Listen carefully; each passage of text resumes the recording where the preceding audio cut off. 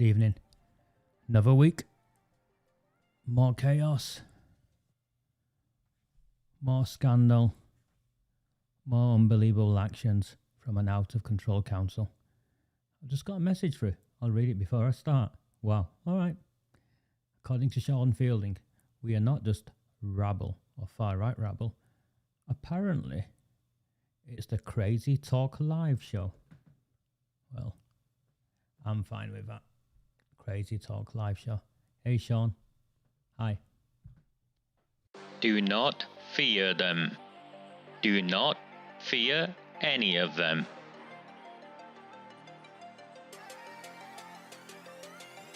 On the 20th of November 2003, James Ignatius O'Rourke McMahon was elected councillor for the Failsworth East Ward of Oldham.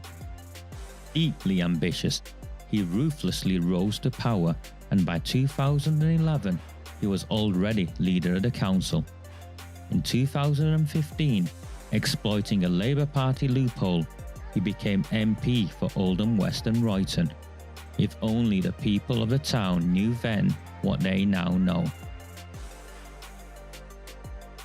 Do not fear them. Do not fear any of them. Arood Shah, Abdul Jabbar, Sean Fielding, Shisha Bars, Riaz Ahmed, Buying Sweets, Chohan and Mushtaq, Land on the Cheap, Dr. Carolyn Wilkins, Under Attack, Another No Comment, Shabir Ahmed, Glodic Baths, Debbie Kashmir, On the Run, Don't Dare Complain, They'll Call You a Racist Son. The cartels control the postal votes and the paedophiles run free. Welcome to Oldham, home to corrupt councillors and their childhood criminal friends. And in control of it all, at the top of the tree, Jim McMahon, the samosa nibbling MP. Still silent on how he used the funeral of the butchered soldier, Lee Rigby. Do not fear them. Do not fear any of them. Cartel Town. Grooming gangs. Postal vote fraud. Paedophile protectors. Still barefaced lies.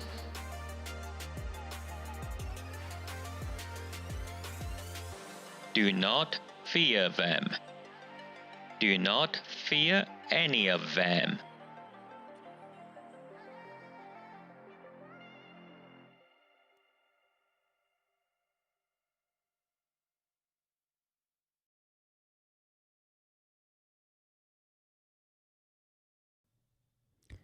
Good evening. Pleasure to be back. Every week is a bonus as far as I'm concerned. So here I am, one more week, and we are apparently the Crazy Talk live show. Well, Sean, I'm pleased you join in and take the time out of the hectic schedule of being the leader of our town and playing with your train set or your shopping centre set. I imagine you.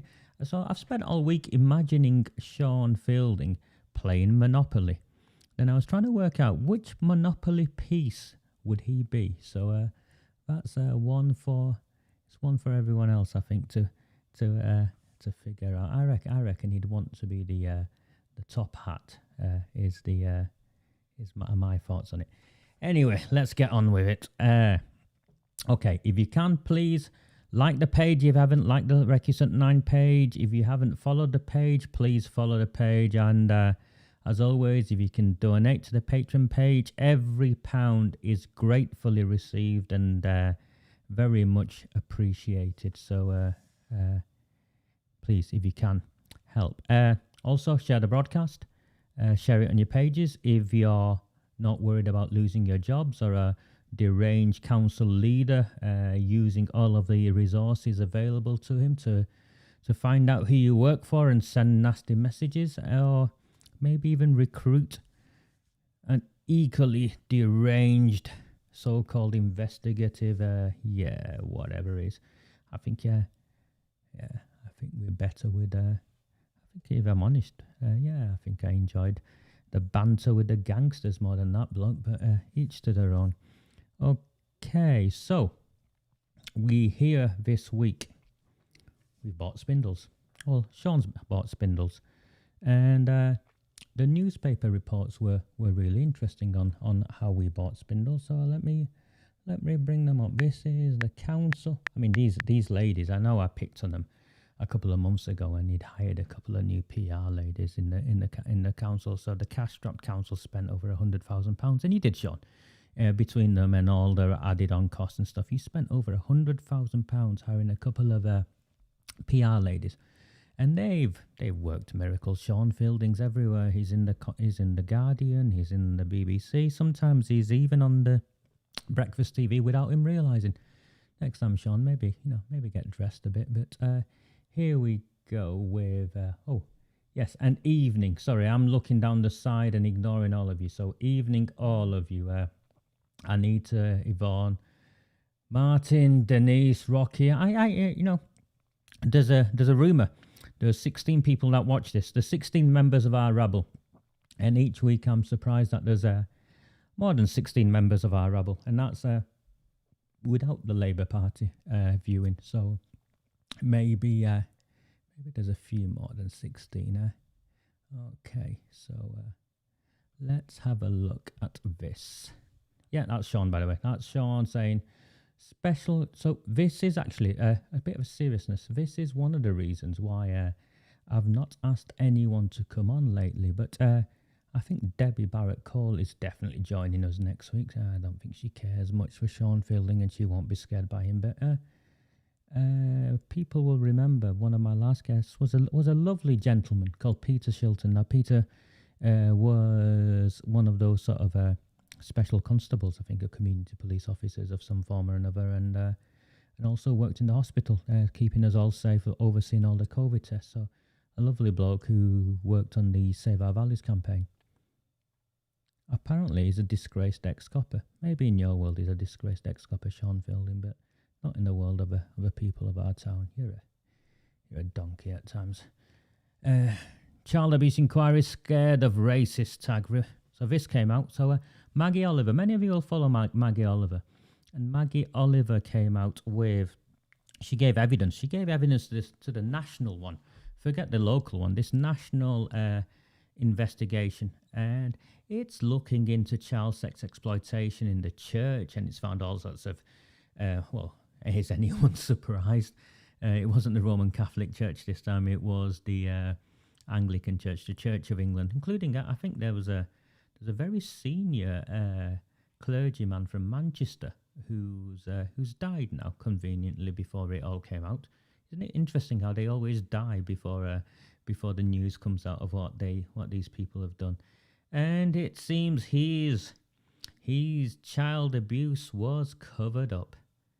And this national investigation is happy to pick on the church. It's happy to pick on, and rightfully so, by the way. I'm not defending the church at all. But they wouldn't look at the grooming gangs. And naturally, and this was a headline from the Times, this is Sarah Champion, the MP for Rotherham, who is still a Labour MP. But wasn't she called racist at one point and pandering to the far right? Obviously, she's neither. But this child abuse inquiry refused to take evidence from her, really, to all extents and purposes, to take evidence from Maggie Oliver, and wasn't really interested in what victims had to say. And this is Sarah Champion and the others who've been campaigning on this for a long time. We are still in that space, people. The child abuse inquiry is scared of the racist tag. Any wonder why it's scared of the racist tag?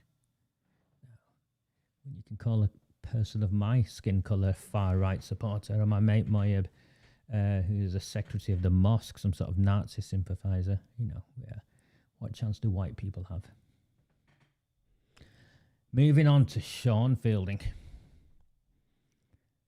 Oldham Council snaps up spindles. Yeah, snapped it up. Landed on Mayfair and bought it. No idea what with, but bought it. And Charlotte Green, his the lovely, lovely local democracy reporter who's paid for by you and me because the BBC fund her, post. Spindle Shopping Centre bought by Oldham Council for millions. Just one problem.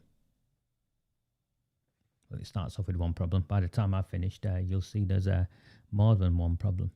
He doesn't say how much he bought it for. Barely 2 months ago. August. In August. Do you remember? Sorry, Paul. Paul Shilton's sister. Yes, Paul. Hiya, Paul. How are you? Choking. So I'm really sorry you're nearly choking on your jacket potato, Paul, but I had to put that up.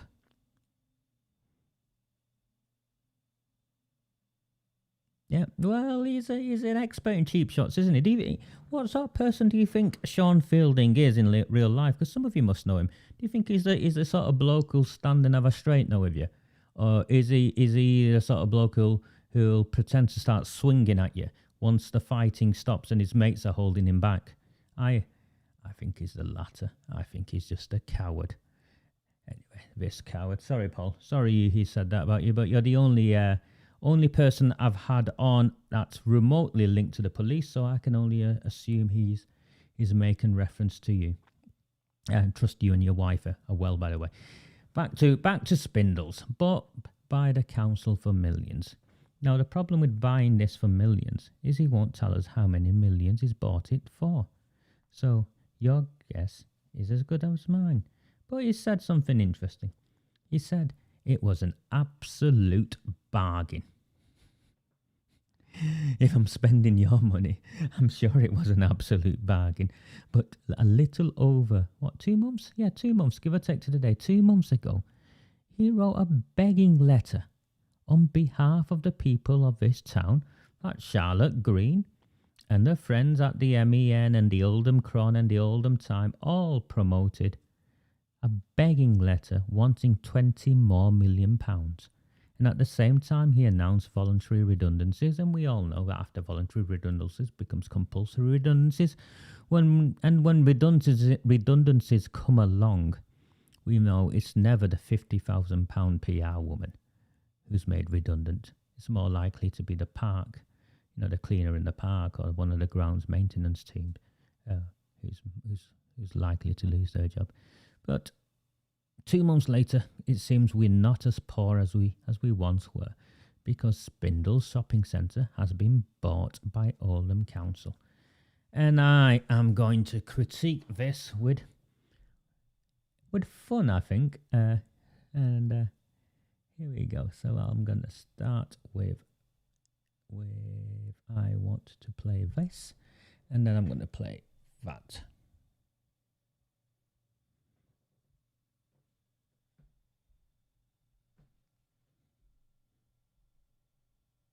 Our ambitious plan to invest and regenerate Oldham Town Centre and our outlying towns, and also allows us to deliver on a number of our ambitions that we've had for the borough for a number of years. We've engaged right the way through this with traders in Tollyville Market, for example, who told us that their location almost on the edge of the town centre meant that they were experiencing reduced footfall and challenging trade. That with buying this place, it means that we can move the Tollyville Market traders into the shopping centre so that they're closer to the other retail destinations and provide that retail core that makes so many other town centres successful. Doing this also unlocks a number of sites right across Oldham that are brownfield sites that can be used to develop the homes that have allowed us to offset greenbelt allocations in the spatial framework. So buying this place means that we can protect the greenbelt near where you live. As we move forward and firm up our plans of what exactly we're going to do, now we've got ownership of the Spindles Town Square Shopping Centre, we want to hear from you, and we will be launching a proper public consultation to discuss how we locate the market in here, what kind of shops and what kind of offer people want to see in Oldham Town Centre. All I can say ahead of Christmas is to encourage local people out there to shop local, spend your money in the Oldham economy and support local residents and businesses as we come through the coronavirus pandemic together. Okay. So you've seen that. Yep. Some very clear contradictions there. First of all, he's claiming that proper consultation will now take place. Who spends millions of pounds and then consults afterwards? I've got to ask you, who does that? Who spends millions of pounds? And as for proper consultation, this is the best bit. Sean Fielding, multiple Labour Party councillors and senior members in your party have contacted me directly and indirectly, making sure that I knew that they weren't even aware that this council had bought spindles. They were flabbergasted that during a period of a global pandemic that Sean Fielding has privately, with the support of his 8 mates in the cabinet, who are all interconnected to each other and have dirt on each other, so that's how that works. They've spent millions of pounds on buying a shopping centre. The Labour Party in Oldham didn't even know. Well, the Labour Party in Oldham didn't know. The councillors didn't know. Forget the opposition councillors. They didn't know. Of course then, and everyone's picked up on this, he refuses to clarify the cost. Are the people of this town, do we not, as the people of this town, do we not have the right to know how many millions has been spent? And then he makes the biggest blunder he can make. Forget the first two. He makes the bigger blunder. He suggests that this deal has been long in the making. Okay, so somehow these negotiations have been going on for years, and as part of our town centre master plan, we finally bought spindles. Got a video to play for you.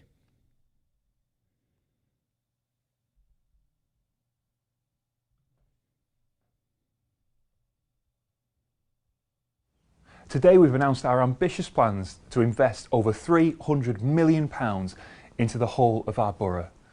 From a new school in Saddleworth to the investment in Royton Town Hall to potential new health centres in Chadderton and Shaw, this is money that is being invested right across all of our towns and communities. But most of all, we are investing a significant amount of money here in Oldham Town Centre. What we hope to achieve in Oldham Town Centre is to create the better place that all of our residents are demanding. We are going to invest in bringing residential units into Oldham Town Centre, over 2,000 of them, which will mean that we can take some of the pressure off our GMSF Greenbelt allocations. We're going to be bringing a new hotel to Oldham Town Centre because our residents tell us that that's what they want and what we need here in Oldham. We're going to be investing in a sustainable future for Tommyfield Market because I believe that Tommyfield Market is something that sets Oldham apart from other areas and makes us a destination for people to visit and shop out of choice. And we're also going to be creating a vibrant nighttime and leisure economy with new restaurants, with new leisure opportunities and places for people to go and eat and drink and socialise. But this isn't just about shiny new buildings, this is about getting maximum social value for every pound that we spend, and it's about people most of all. And through our investment, we know that we can create over 1,000 new job opportunities for people right here in Oldham. We also know that we can create over 100 apprenticeship opportunities to upskill local residents and give them the skills that they need to have successful careers where they can earn good wages, provide for their families and support the local economy. So we're not just building new things, we are truly, through this investment, creating a better place. Creating a better place here in Oldham, creating a better place in all of our towns and all of our communities and supporting local residents to get on. This is a real opportunity for Oldham to lever in investment from private sector too. Okay, sorry. And I know that there is already a significant amount of interest I from can people. listen to. Let me pause that. Yeah, I've had enough. So much. Oh, there's only so much. He didn't go on for much longer. But there's only so much of that nonsense I can listen to. Did you hear him say this? And I'll quote this word for word. Investing in a sustainable future for Tommyfield Market. That's what he said. This is from January. End of January in fact. investing in a sustainable future for Tommyfield Market.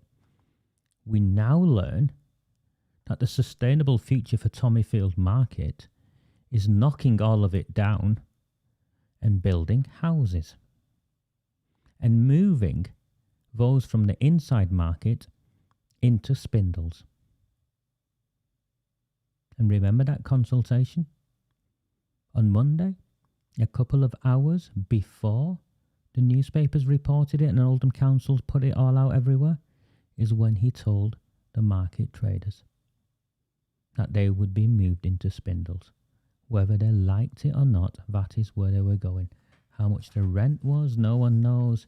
What the time's going on, whether those spaces are even suitable for the types of businesses, it didn't matter. They were knocking the inside market down. They were knocking spindles down. Not spindles down. They were knocking the outdoor market down, Tommyfield Market down. And they were building houses. And somehow the building of those houses would mean that they wouldn't be developing on the green belt or in the areas where we've all been fighting against, such as Save Our Valleys and the people in Royton, Shaw, Chadderton. I think every part of Oldham has been fighting to protect the green, the green spaces, the precious green spaces that we have. But according to him, by building on Tommyfield Market. Now, I have a question for you. Just one casual observation on the stupidity of that. And I don't mean it with any level of snobbery. I am fortunate where I live now, but as a young person, I lived in Werneth, I lived in St. Mary's, I lived all over the place. I lived in places where it was challenging to live in. When I finally moved out of a house I lived in, or a flat I lived in Werneth, we had communal bins. And I remember going to the communal bin and finding a dead heroin user there. So I make no negative judgments on people who live in these places. We don't have the luxury of choice at some points in our lives. But I have this question.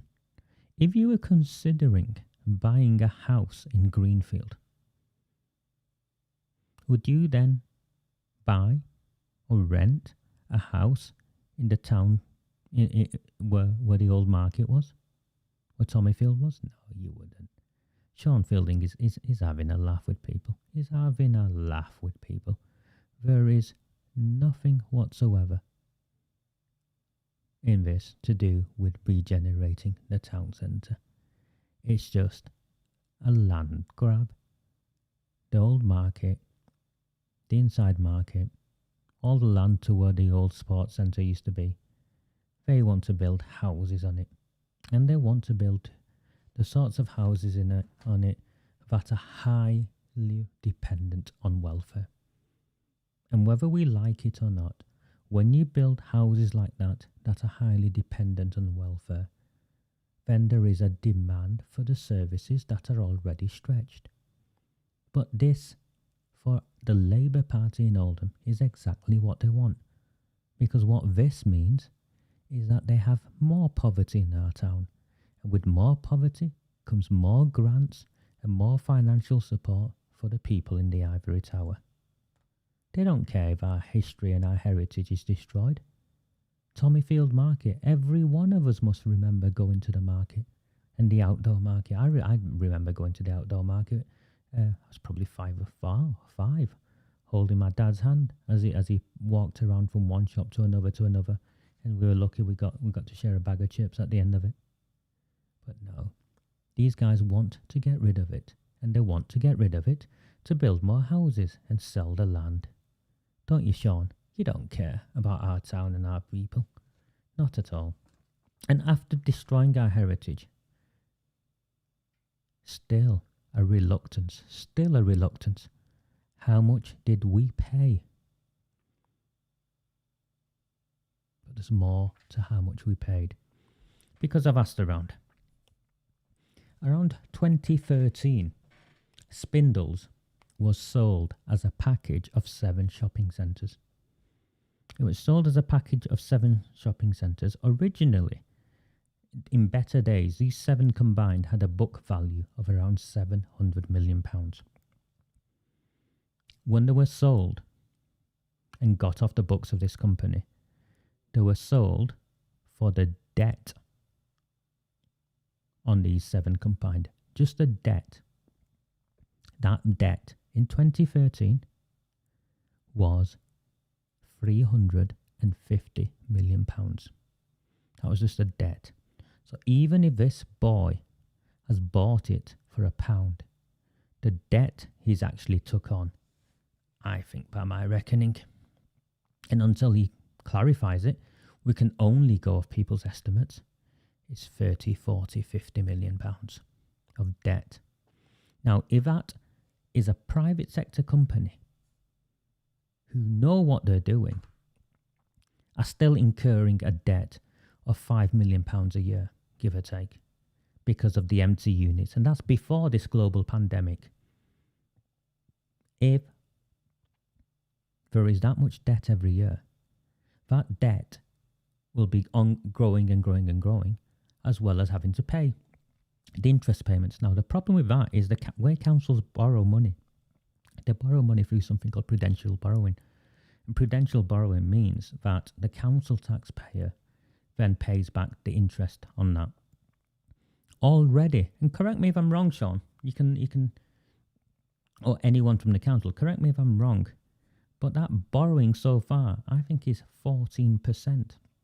Over 14% of our annual council tax revenue goes towards servicing debt. How much more can we take? How much more money will go towards servicing debt? Because every pound that goes towards servicing debt is a pound that's took away from the services and that we all need and the things that we want the council to do.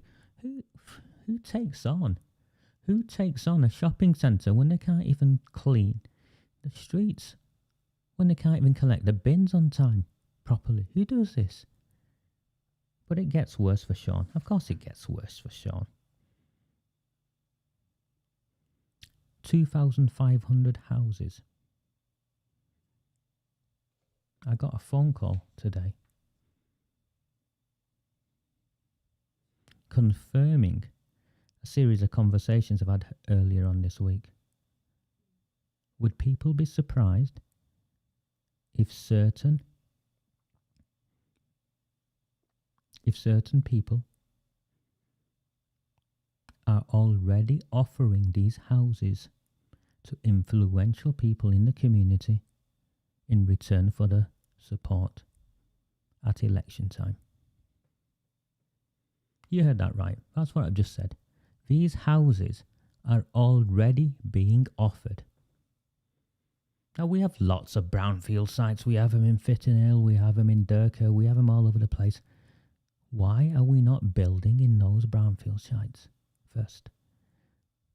Is it because if we build houses in these areas, they can be used to secure votes? And I'll put up a hello from my friend Shamush. No, I call him Smudge. Smudge and I grew up together. Smudge will confirm what I say about the cartels.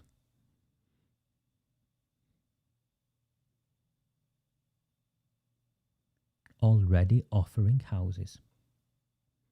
Already offering houses for votes.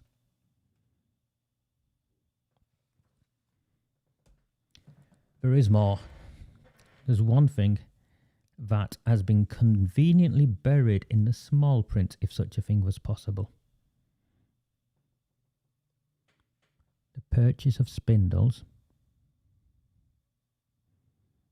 The purchase of spindles is nothing to do with a shopping centre. Or if it is to do with a shopping centre, it's a lower priority in a list of other priorities. Dr. Carolyn Wilkins, the Chief Executive of Oldham Town, who, by the way, is missing in action, away seconded somewhere on this track and trace app thing that she's doing for the national government. She's not coming back. I've already heard conversations in the town hall referring to Helen Lockwood as interim chief executive. But what is this all about? Remember, about 2 years ago, 3 years ago, they wanted to knock the Civic Centre down because the council officers felt that the Civic Centre was a bit too tired and they needed a fit-for-purpose 21st century office to work from and deliver services from. And by having a fit-for-purpose 5-star facility, they would attract 5-star employees. Buried in the small print is the truth of what's going on here, Sean Fielding. They're moving the Civic Centre, hundreds of council staff, into Spindles. And they're moving them into the mezzanine floor of Spindles where the bookshop used to be in the top of Debenhams and is. You move them into there, they're going to spend millions more fitting that out to the expectations of the council and the council staff. They'll move the market into the scruffier, cheaper bit near TJ Hughes was. And the council have got their new Civic Centre.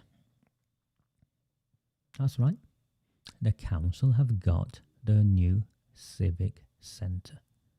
And all this time they're dressing it up as town centre regeneration.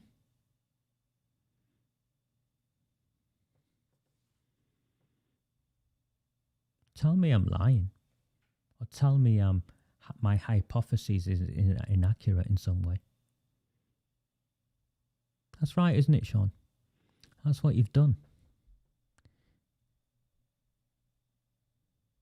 I like this picture. I've blocked it. I've just paused it there.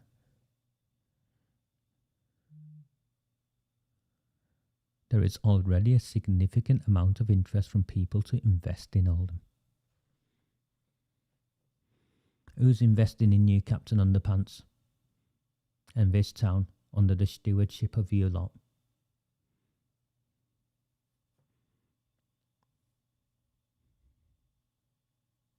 You don't like me doing this, do you, Fielding?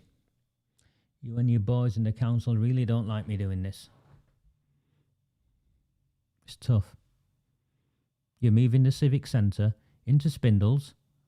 You've paid tens of millions for it. You put debt on all of us as a consequence of this. You're forcing Tommyfield Market to move in there.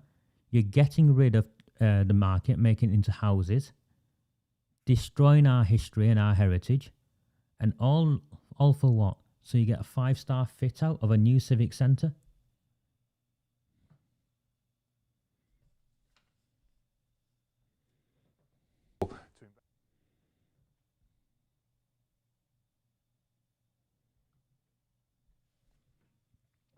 This isn't my work. It's, I think I got it from Chronic Oldham, who I have, by the way, I still have no idea who Chronic Oldham is. I am not interested. I'm sure he's just as far right and racist and rabble like me. Look at how much they've wasted. Look at their empty promises, their lies, the hiding of how much money. Have a look. How much, Sean Fielding, has this now cost us? I've seen the Conservatives have asked. The Lib Dems haven't even uttered a single word, even though they're official opposition. How much is it costing? Tommyfield Market. Tommyfield Market. January's promise. Investing in a sustainable future for Tommyfield Market. What's he now saying? We're moving them into Spindles.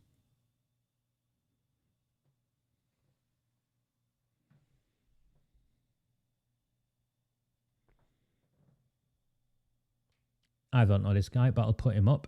He runs the... Today I've come to Spindles here in Oldham Town Centre after it was announced by the council leader with yet another of his ambitious plans that Oldham had bought the Spindles.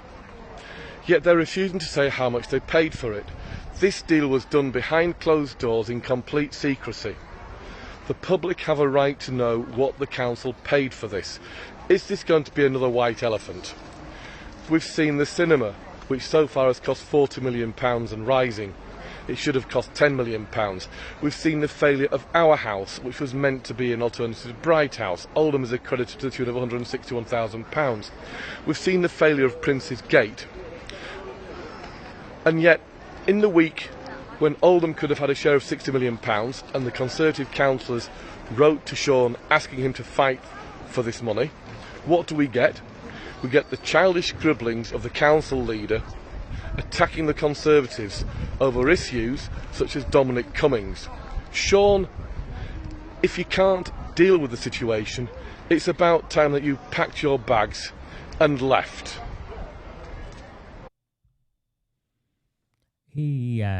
I follow him on Facebook. I've never met the lad. I think he's a Conservative candidate, would-be councillor.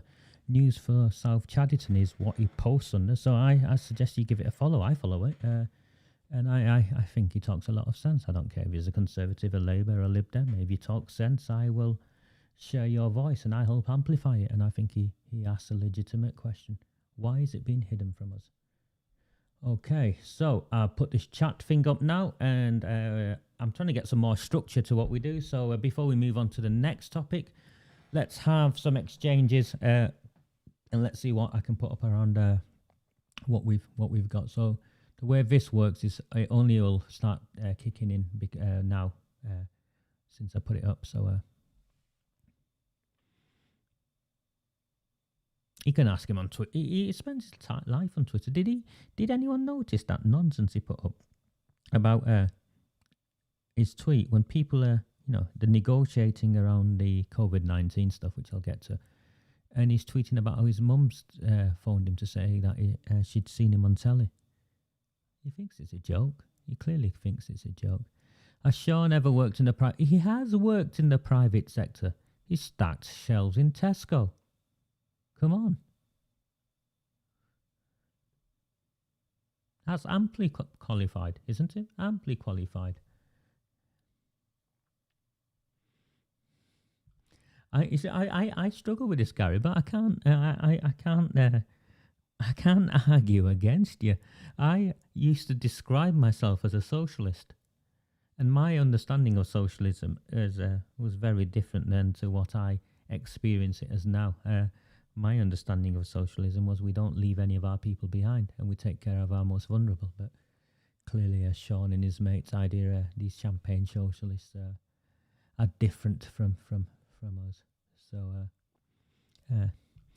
Anita, the houses will be 5-bedroom houses, quite possibly, Anita. I don't think we call them 5-bedroom houses anymore. I think the term should now be multi-generational houses. So maybe the houses will be multi-generational houses, and you've got to be in a multi-generational unit to get the house, or possibly 10 postal votes or more will get you on a short list. Debbie, I'm not sure £306 million is being spent in new builds in Caldas, but I think many million is being spent in new builds at the top of Caldas, St Mary's. Yeah. Oh, Chris, the horse. I'll put this up, but you'll have to click his link. But the cartels have been operating for years in Oldham. Of course they have, Chris. I grew up around the cartels. They just weren't as strong back then. And the other thing with the cartels is until I defined them as cartels, I don't think anyone used the term cartels to describe them. Moyab's back on. So this is brave. This is interesting. I'm going to put Moyab up, and I'm going to tell you why I'm going to put Moyab up. He's heard the same. Certain Labour councillors have offered these houses to residents in Caldas Ward. There you go. So this is the former Lib Dem councillor for Oldham, 3-term Lib Dem councillor, senior civil servant, publicly saying, and I'm putting this back up, publicly confirming what I have just shared. And I've not got it from Moyab, so I try not to speak to him at the moment because I know he's going through a whole host of legal stuff with Sean Fielding and what's gone on there with his how Sean Fielding's maliciously communicated with his employer. So Moyab, yeah, I have also heard the same. Now this is a simple denial. How difficult is it? So the councillor up for re-election in Caldas in May is the deputy leader of Oldham Council, Abdul Jabbar. I think I name him in the intro that I put together one night, and I'm very pleased with. Yes, Abdul Jabbar. Now, Abdul Jabbar needs to come out and confirm. Just issue a statement, Abdul Jabbar. Sean Fielding, Sean Fielding can't issue a statement. He might be the leader of the council, but we all know he's not really in charge, are you, Sean? Abdul, how about you issue a statement that you as the councillor have no influence over the allocation of housing?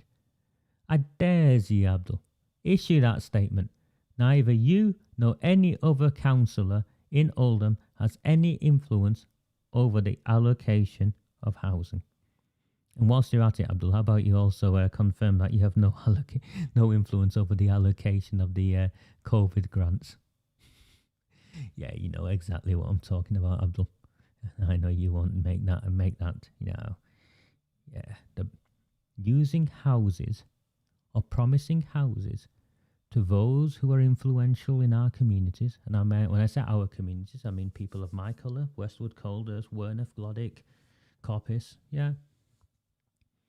That's how it's one of the tools through which they keep control. Hey Rocky, how are you? I spoke to Rocky earlier on in this week. She's had a horrid time with something that the malicious blogger has done, so and I'll try and squeeze that in later. Let's see if there's anyone else. I'm sorry, Nick. The financial details of the Spindles and Tommyfield purchase will not be secured through an FOA because when we will try, they will say it's commercially sensitive information and they'll hide it and delay, and we'll wait 6 months, 9 months before we get anywhere.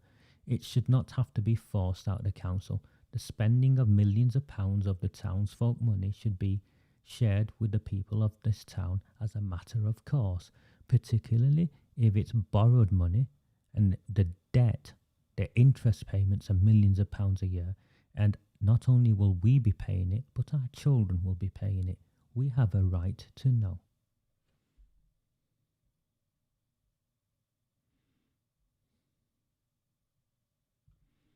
Hi, Christine. So most of these people I've never met. I only see them on Twitter. Oh, not Twitter, on Facebook. I rarely use Twitter. I'm not very good at it. Christine, my eyes have been open since. I'm sorry I took so long getting here, Christine. I was forced here, really, in so many ways. But I'm sorry I took so long getting in. And I know the truth. I'm actually enjoying being here. I'm enjoying being of value and use to the people of my town. Which I heard this morning. Jane contacted me. Jane Barker contacted it this morning. Apparently on Oldham Heart, through the kind, Paul Taylor's Oldham Heart, that he creates a space for the hate campaign against me to be shared. People are the latest claim is it's not my town. Listen to my accent. Look at the people who know me. See where I spend my time. I don't need an A to Z. There's not a single restaurant in the town or a street or anywhere where I can't go and someone won't know me or see me or feed me. It's my town, whether people like it or not. I'm sure you want to try and, so we've gone from being the far right, a racist, corrupt, a thief, a criminal, about to go in prison, and now, in desperation, it's not his town. Listen to my accent. Of course it's my bloody town. You just don't like what I've done to you guys, do you?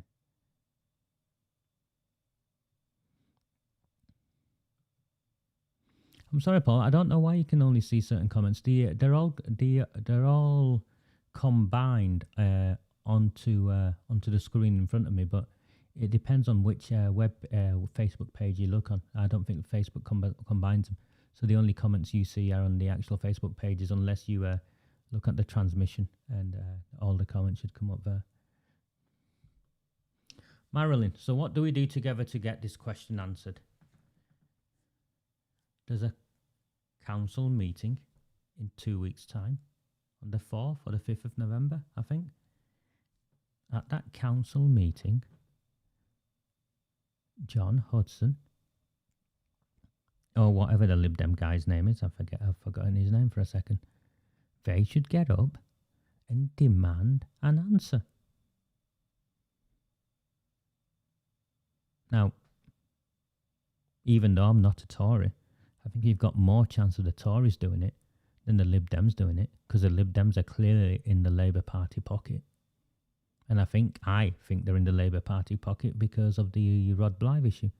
The Labour Party helped cover that up. The Labour Party run council at the time helped keep Rod Blythe, convicted child sex offender, 10 years under sex offenders register, a secret. So I think the Labour Party own the Lib Dems in Oldham.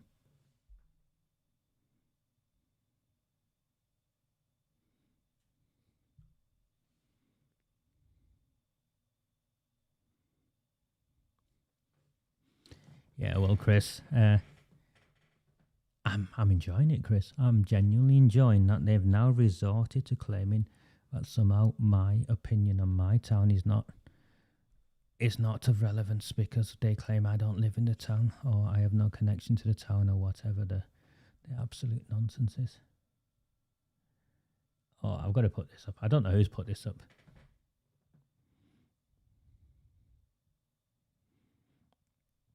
So you've got to understand the cartels and how they operate, and this is true.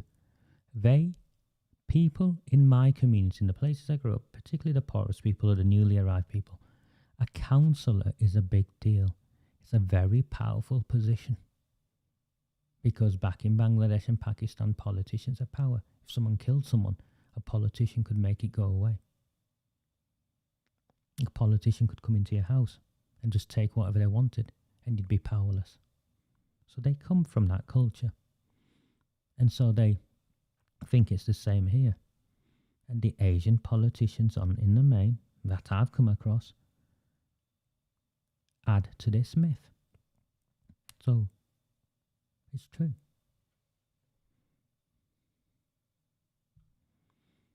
Thanks, Paul. I remember you from Cannon Street Youth Club from over 25 years ago. Yeah. Well, there you go, Paul. That's clearly not long enough to belong in this town. Marilyn, someone's got to be brave enough and get up and ask the question. How much did it cost? Why did we buy it? But more than that, Marilyn, it's got to be stopped. We can't be paying for the Civic Centre to have a 5-star fit out and be moved into the Spindles at the cost of tens of millions of pounds. Because that's what's likely to happen.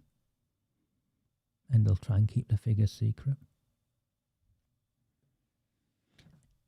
But more importantly,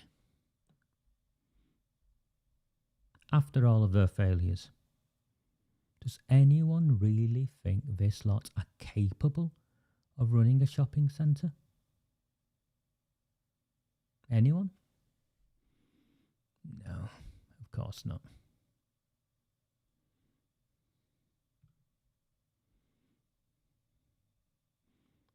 It's my 1 year unemployed, my Cannon Street, just before I was volunteering at the place, and the place took care of me, and I ended up working there many years later, I think. But yeah, I spent a year unemployed, and ran an unemployed club there, and it was the only place I'd get fed, actually, which we'll talk about later, because it's a place where I'd go and have a cheese and pie and some chips for 50 pence or something, and it'd be the only meal I'd have in the entire day. So yeah, we'll go on to that.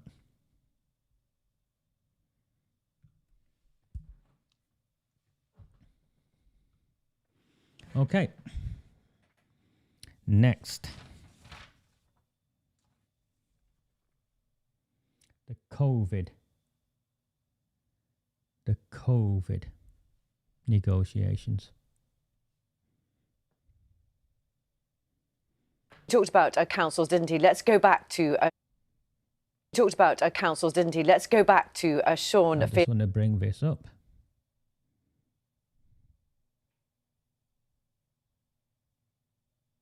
Talked about councils, didn't he? Let's go back to Sean Fielding, who's the Labour councillor, a leader of Oldham Council. Thank you again. I'm going to ask the question one more time. How close are you to a deal? Well, it certainly feels like things have moved on since the back end of last week, with Robert Jenrick himself reaching out to council leaders. I was due to have a call with him at some point. Unfortunately, we couldn't make diaries work, but I know he's spoken to a number of my colleagues too. I know that Andy Burnham has also spoken with Eddie Lister again about what our concerns are around Tier 3 and what our financial asks are too. So that dialogue is ongoing. So some of the rhetoric that we saw at the back end of last week that culminated in that press conference from Boris Johnson, we've certainly moved on, and we are trying to work together to get that deal that we need. So is there more money on the table at this point? At this point, I've not received details of what exactly will come forward on the table, but I do know that discussions are ongoing with Treasury and with people in government such that a revised financial offer may well come forward at some point this week. And how much negotiation is over the actual rules that people will have to abide by? Because, you know, we know that some places, pubs, are, you know, for example, gyms are closed, in others they aren't. How much negotiation is about that kind of detail? Well, I want to make it clear that this isn't just an argument about money. My colleagues and I still have concerns about whether the Tier 3 restrictions are actually the thing that will bring the infection rate down in the way that we need to.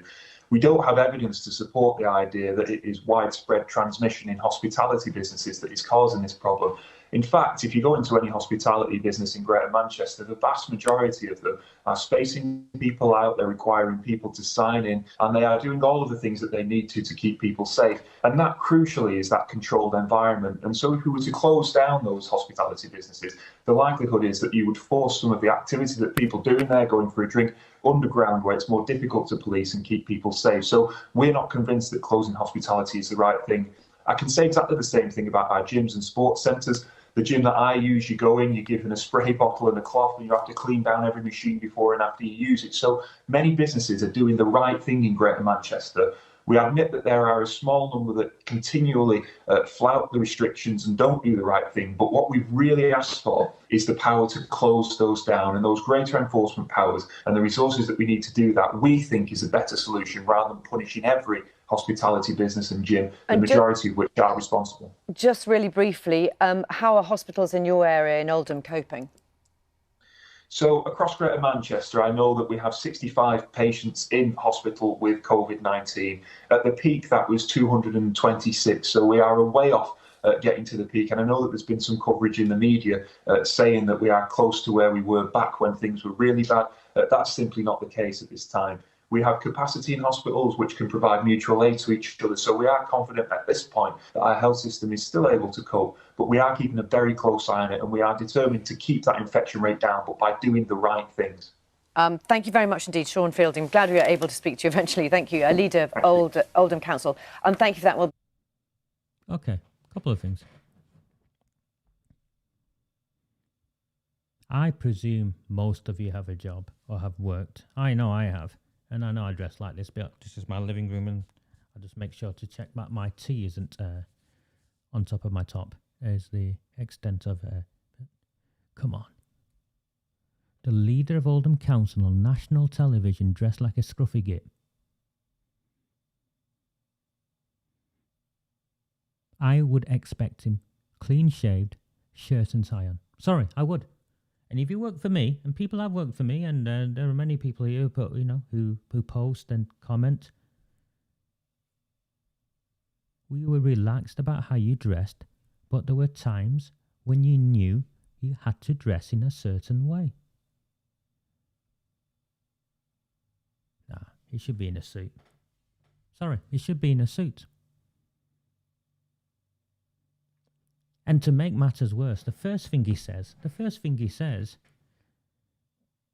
and this is before the negotiations fell apart. Yeah, so this is Monday. This is before the negotiations fell apart. He couldn't make his diary work to meet with the minister or to talk with the minister. He couldn't make his diary work. What on earth have you got in your diary that's more pressing than having a conversation with a government minister about securing the resources we need in our town to take care of our people?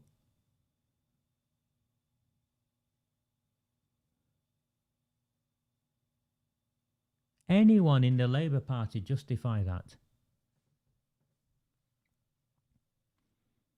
Remember, a couple of months earlier, he'd written an arrogant letter. Apparently, it was signed by 1,000 aldermen. I'll believe that when I see it. Demanding £20 million more. The week earlier, he'd been complaining that the government were doing things. And do you know who I am tweet, I think it was, about how we'd found out on the telly. And now, he couldn't make his diary work.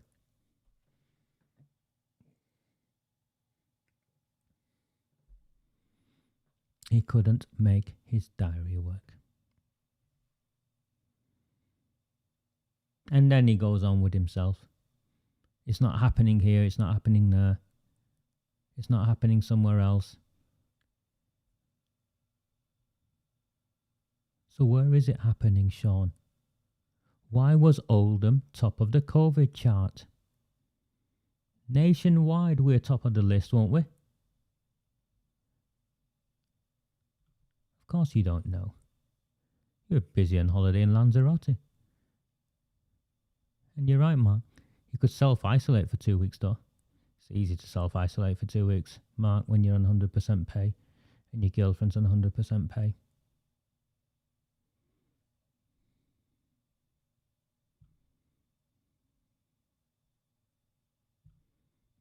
That last question. He's not interested in being the leader of Oldham Council. He has his sights set on far more than the people of our town, or anything to do with the benefit of our town. He didn't know how many cases there were in his hospital in Oldham. He wanted to talk about Greater Manchester. Now, with the greatest of respect to the people of Wigan, Bury, Bolton, Tameside, Rochdale, and so on, Stockport, Manchester even, my priority, and the priority of the people in my town, is our town. We want our council leader to be first and foremost championing our town.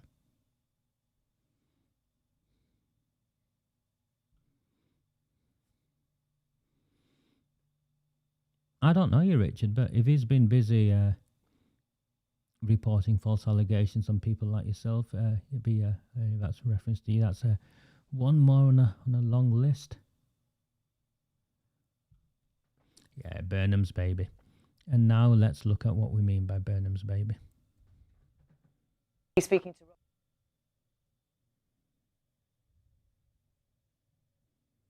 Joined now by Labour leader of Oldham Council, Sean Fielding, David Morris, who's Conservative MP for Morecambe and Lunesdale in Lancashire, and Wirral South MP and Labour frontbencher Alison McGovern. Sean, if I can start with you, how long should Andy Burnham keep the people of Greater Manchester waiting for this £60 million from central government?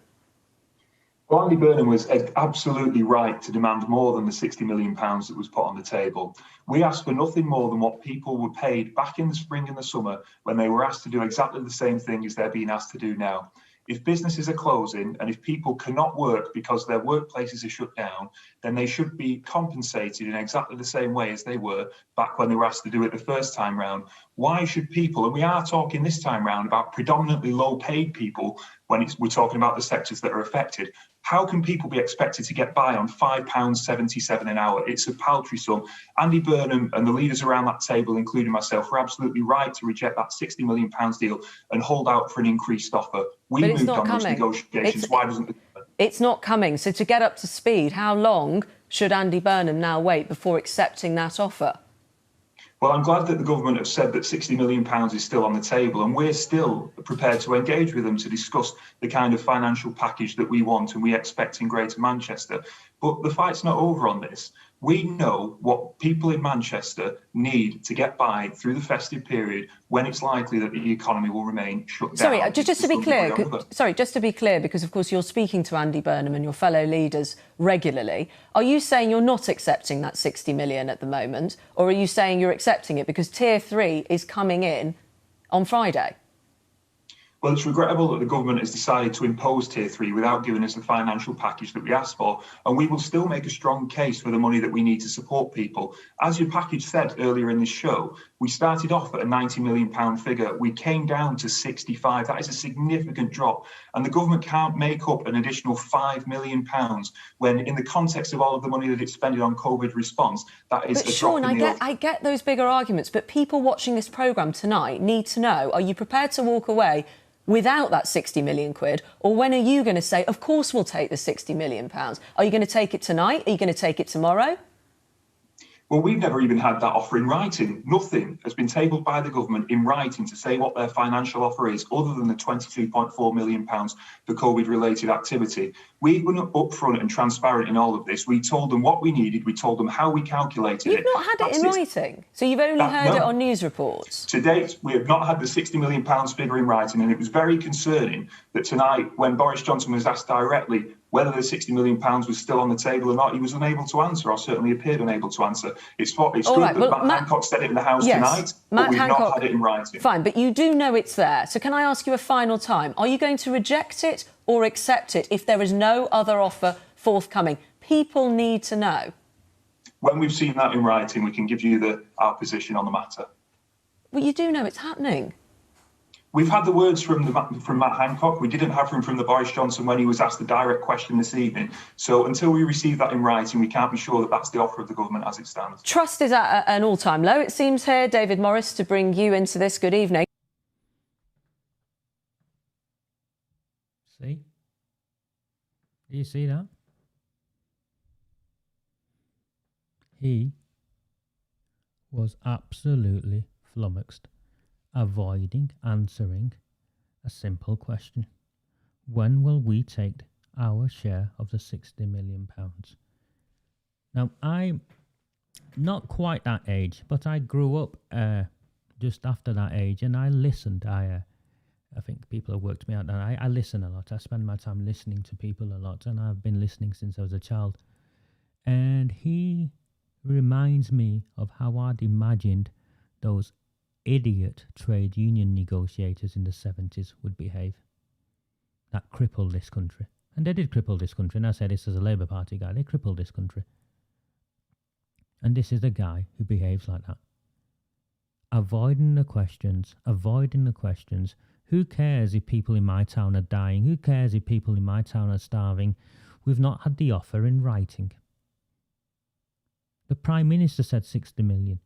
The Secretary of State responsible said 60 million.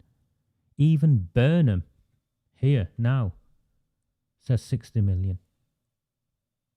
He's not even trying, sorry Chris, he's not trying to do a man's job. He's just behaving like a little boy. I want it in writing. And when it comes in writing, I bet you'll be, oh, but I've not read it yet properly. I need time to digest it. She made him look stupid. She made him look absolutely stupid. And to everyone watching it, it was clear. This lad had no intention of doing a deal with the government. No wonder his diary earlier in the week was too busy and he couldn't free up a space. Because him and his mate Burnham have been playing games with us. And I know so many of you like Andy Burnham. And I don't care that you do, and it's fine. You know, you're free to like Andy Burnham. I think he's very clever in the way he presents himself in the media. But this was Andy Burnham.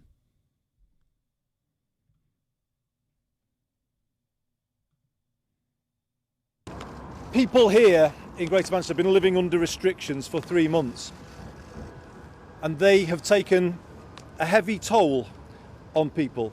They're struggling, businesses are on the brink of closure. To accept any further restrictions in these circumstances would be certain to increase levels of poverty, homelessness and hardship within our city region. Let's be clear who is most affected by a Tier 3 lockdown. It is people working in pubs, in bookies, driving taxis, people too often forgotten by those in power. But this city region has never walked on by, and it never will. At the start of these negotiations, together with the leaders of our councils, we made a commitment to all of those people that we would look out for them and stand up for what is right. It cannot be right.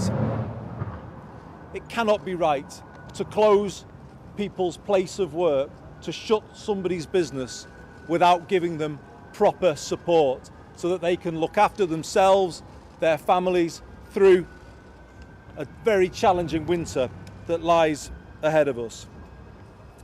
So we've been clear throughout, we could only accept further restrictions with full financial support.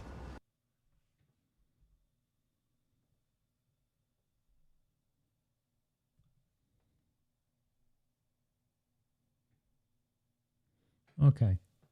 He found out live on the telly. He didn't.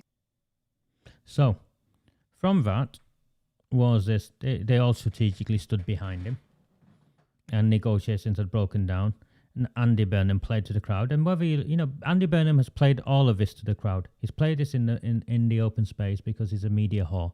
He likes being in front of the media, doing whatever it is he does.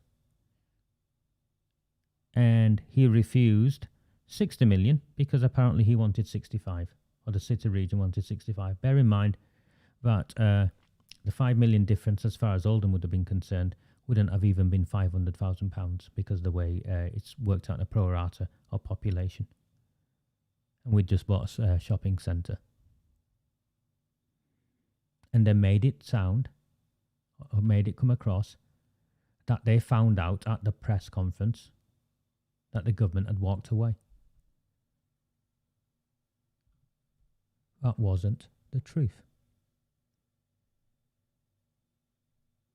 They were holding a phone up, and he didn't. So when did he find out? I phoned him and told him. Did you when? Well, we had several conversations over the course of the morning, including with the Prime Minister, and I told him the final news at 2:00. So he was showboating? Well, I'm not in the slightest bit interested in point scoring. This isn't about personalities or press conferences on the steps of town halls. In the end, it's about an important public health situation, and it's about ensuring that the people of Greater Manchester now get the support that they deserve. How fair was it that he found out live on the telly? He didn't. Okay, so there you go. He didn't find out live on the telly. He was told at 2:00.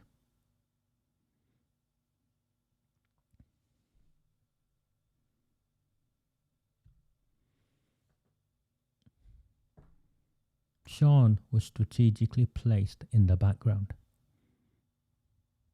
And I'll share with you why I think he was strategically placed in the background. Andy Burnham is a very powerful individual.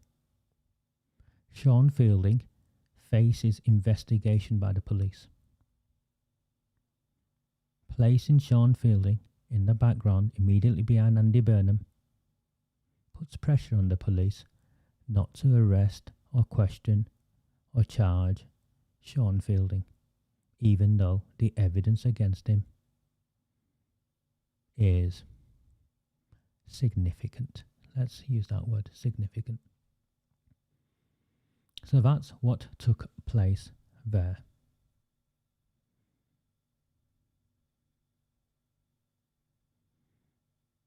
Now let me bring up something else. Bear in mind, so they were playing games. Whether you like it or not, 60 million, 65 million, whatever, they were playing games. I'll tell you why they were playing games. And they were playing games because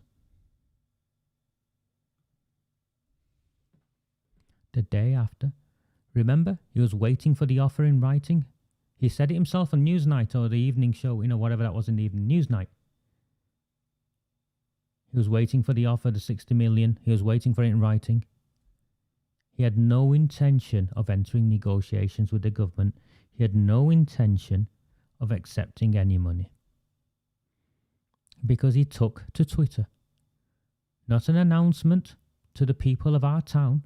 He took to Twitter where his supporters in the Labour Party spend their time. Today I had the choice between putting my signature on a letter to the Secretary of State asking to negotiate individually for Oldham and selling out my colleagues, or putting my signature to this. So there you go, in his own words. The choice for him was either the people of Oldham or selling out his colleagues. And what he means by his colleagues, that's Kevin Lee, who's like the chief of staff for Andy Burnham, is Andy Burnham and the rest of them in the Labour Party. Selling out his colleagues. Who cares? Who cares what happens to people in Oldham?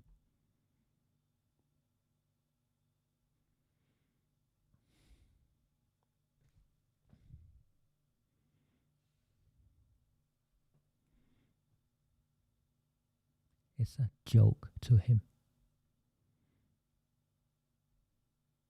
No, I've not doctored that. That's him. He's put that up. It's an absolute joke to him. He thinks this is funny. He thinks people starving in our town, losing their livelihoods and not having any money to fall back on, whilst him and his mate Andy Burnham play poker with our lives, he thinks it's funny. He has seriously put that up.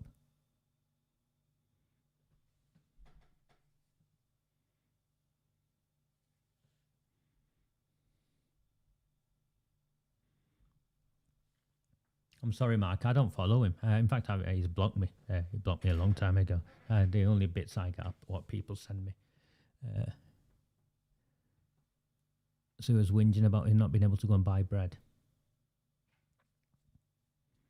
Seriously, I've got a question for Jim McMahon, Debbie Abrahams, Keir Starmer. This is your Labour Party leader of Oldham.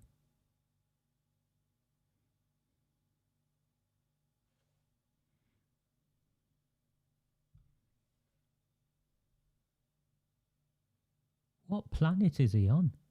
And if this is the calibre of your leaders, or your future leaders, and I have friends in Rochdale who listen in. Yeah, I can't wait. He's going to be your MP. So the story goes. He's going to be your MP. The guy you've got at the moment, who's been forced on you, he's been shifted up to the House of Lords. And Sean Fielding is being lined up as a Labour Party candidate to become the Rochdale MP.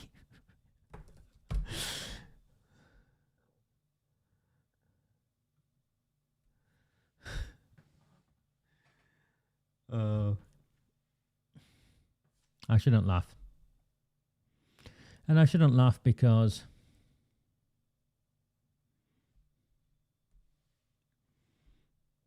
sorry, Mark, just need to move you off. And for those who claim I'm anti-Labour, no, I think it's very clear I'm very, very pro-Labour. It's just I don't believe the Labour Party in my town is anything at all as a Labour Party is supposed to be. Sheffield Mayor, Dan Jarvis, not a career politician. Army officer, 12 years I think in the parachute regiment. £41 million from the government is not an end to the discussion. I'll bring up the newspaper article. Let me try this, see if I can get this to work. Give me 1 second. I'll get to that later. There you go.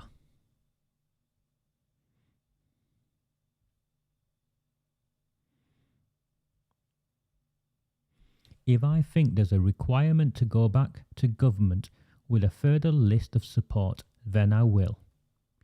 That's a leader. None of this nonsense. If there is a requirement for more resource, whether it is economic support or it is other measures of assistance from the government, I won't hesitate to go back and ask for them. We engaged in a tough process of negotiations with the government. Of course, I wanted more money than I secured, but we secured more money than originally the government were offering.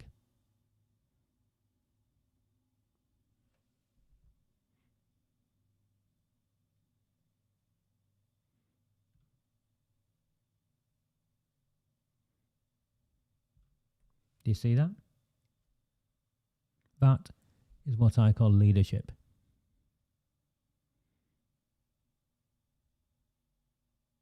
And for those of you who are drinking the Andy Burnham Kool-Aid as some sort of northern saviour, Andy Burnham claims £17,000 a year in rent for a London flat, despite owning another that's walking distance from Westminster. It's on the Independent, have not made it up. And there's more than this. He also claimed thousands in expenses and wanted it paid out, and he put on his expense claimer on a memo to the whoever he puts the claims in that he risked getting a divorce if they didn't pay him the thousands he'd spent. But the best bit about this, if you read it, is that he lived in his own flat in London, for which he claimed expenses. And once the parliamentary rules changed in August 2012, banning MPs from claiming mortgage interest on second homes, remember? And, he's on £90,000 a year or whatever, and all the expenses he gets. So once he couldn't claim mortgage interest on his second home, he rented his second home out and went and rented, pocketed the money from renting his second home out and went and rented a flat somewhere else that had to be paid for by Parliament, by you, by the taxpayers.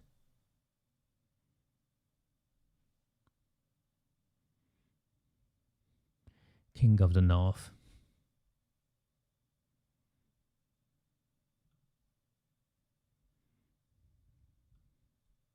Absolute joke.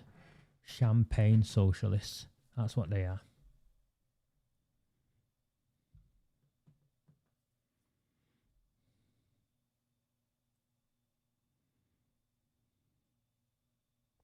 Hey Gary, trust you. Well, I'm recently accepted a friend request of Gary. I presume that's his daughter in there, and he puts lovely photographs of his time he's spending with his family. So it just put a smile on my face.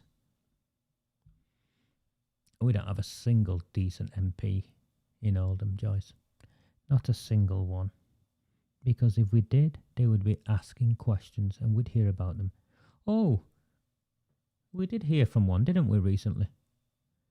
Didn't she shout scum across the Houses of Parliament at another MP giving a speech and then was told off?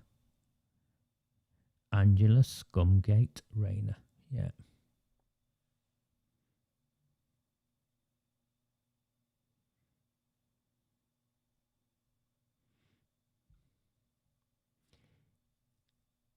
Let me tell you about the Greater Manchester Mayor positions. When Manchester, as the city, was offered a mayor, I think something like 80 or 90% voted against it. So the Greater Manchester Mayor positions were forced on us. None of us wanted it.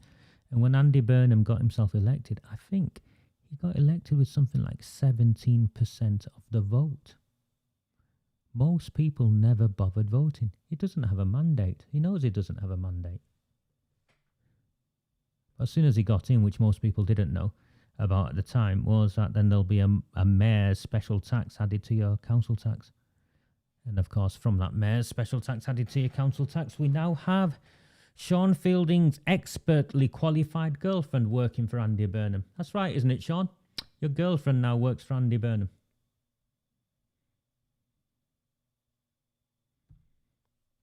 I liked Scumgate, Sheila. I thought it was very suitable. We have a Boobgate in Oldham, so we might as well have Scumgate.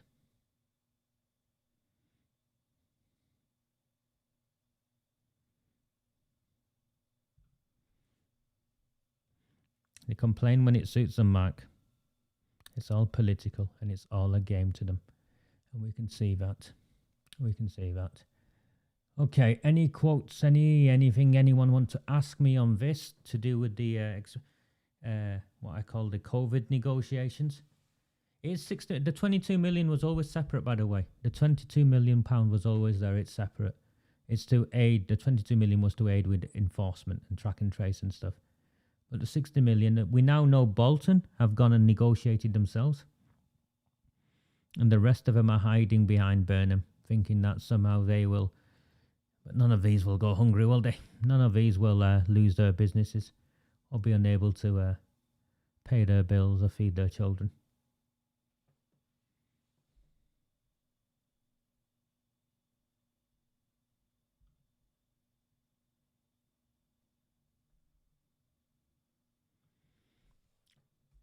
Well, I'm seeing all the messages that come up on my screen. I think I said to you before, on the transmission, you've got to look at them on the transmission if they come up.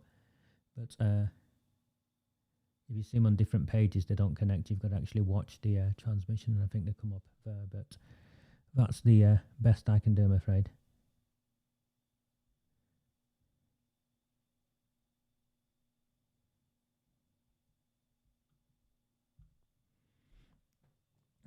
I actually know her father, Debbie.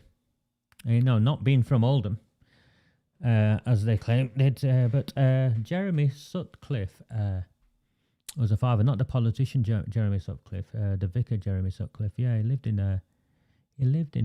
on Werneth on Frederick Street, or just behind off Frederick Street. I've actually sat in his house whilst I had a cup of tea many years ago, whilst his father was a very elderly gentleman who was sat on an armchair with a blanket around him. Because I used to borrow a minibus off him. He had a minibus for, that was said, the Werneth and Freehold project at the time. And I'd borrow it to take young people somewhere. So yeah, I do know her father.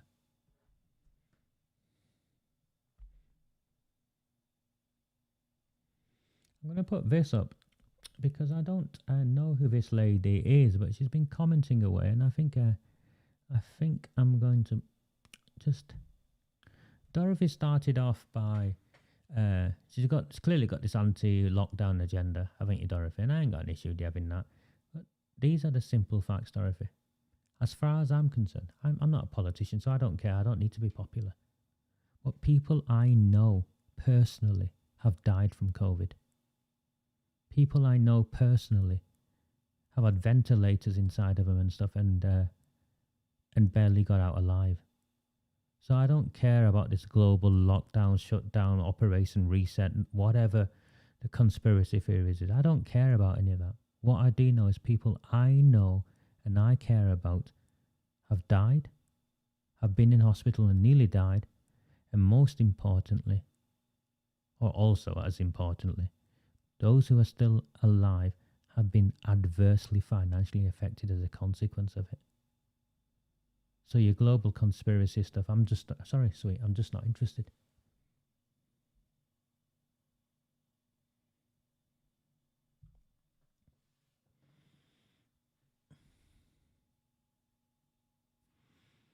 Yeah, he was a member of the government, wasn't he, at the time, Andy Burnham?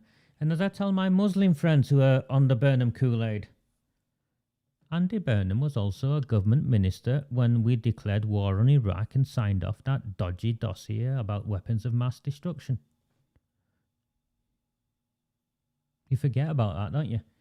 Yeah, in the same way these guys are selectively in the working class, you're selective in your belonging to this Muslim brotherhood. When it suits you, cartels, typical cartel.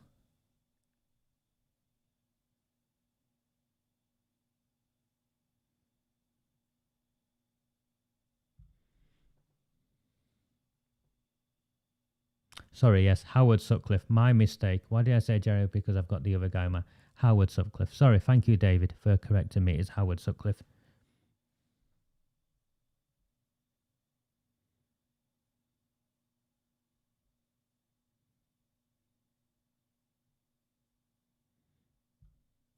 My issue isn't whether lockdown will kill more, Dorothy. My issue is whether COVID is real or not, and people I know are dying. And people I know have died. You don't like it, go somewhere else. I'm not interested.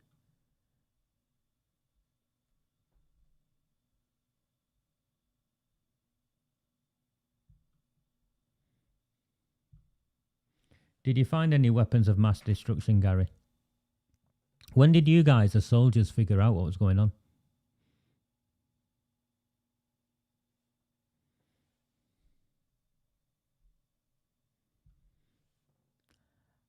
I can't wait to see someone like Gary Tarbuck, a councillor in our town. Ex-armed forces, grandfather a councillor, mayor of this town, as a child, scrubbed racist graffiti off his grandfather's door and windows because of his grandfather's desire to support local people regardless of where they come from, is exactly the sort of people we want to see, or I want to see.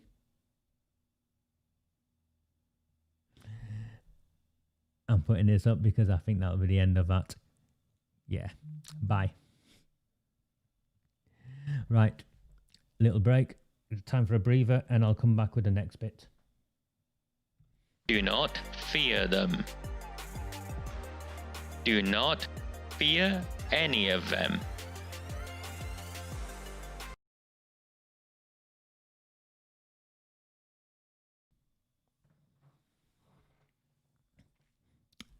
Next week, we will have Debbie on. Debbie, you're there. I can see you texting away and typing away. So next week, Debbie, we will have you on because it's our 1 year anniversary, Debbie, from when the Fielding and his entire council, or as good as entire council, marched out behind him after refusing to answer your questions around the grooming gangs. 1 year next week. So we'll have you on for that.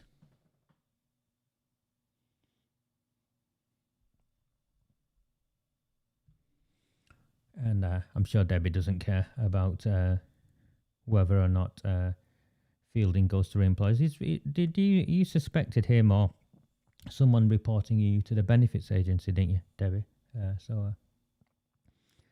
I honestly think there needs to be an investigation into Oldham Council, and all of the email accounts and laptops and communication devices need to be seized by the police and looked at, because it's an abuse of power, what these people did. Right.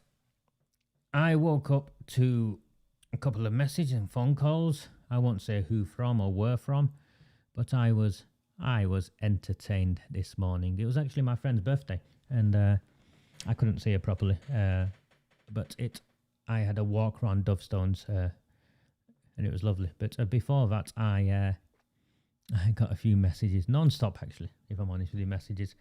It seems that there aren't 12 or 14 or 16 people who listen in on this.